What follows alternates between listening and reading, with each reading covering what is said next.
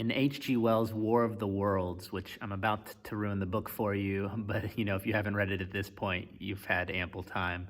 But it's at the end of the book, and the narrators, the aliens have been decimating the human population, and the narrator's walking through kind of the apocalypse that is London. The streets are deserted, buildings are destroyed, there's bodies everywhere, and he's starting to go mad, but he discovers that the aliens are dying.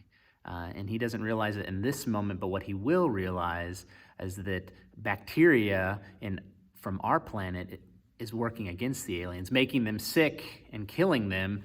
And of course, our bodies had learned to deal with it long ago, and the aliens couldn't. And so in a twist, the hero of the story becomes things that normally make us sick. And I've been thinking about that story in our current situation. And don't get me wrong, I don't think COVID-19 is here for a good purpose to save humanity by any means. I think it is here to create destruction. And hear me also say, I don't think God causes all the bad things that happen in this world. Far from it. I think the evil in this world has been caused by sin, and the destruction in this world is caused by sin. And yet, I know that in all things, God is at work to create good. I think this is the promise of Romans chapter 8.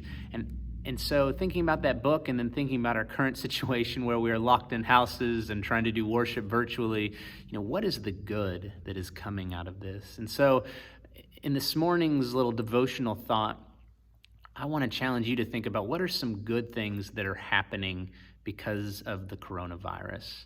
What are good things happening in your own life? What are good things happening in society? And one of the things that I have thought about is how our church has responded with needs in our own community. And I am sitting beside a huge pile of food, if I can get the camera to work.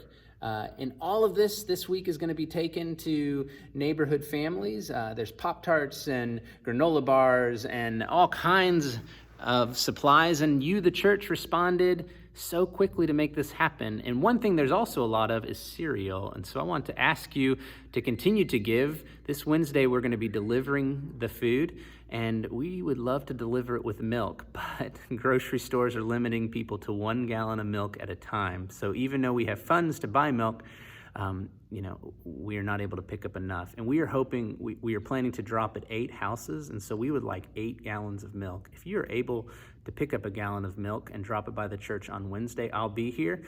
And if you would just let me know in advance, you can shoot me a text or respond, comment at the bottom of this email.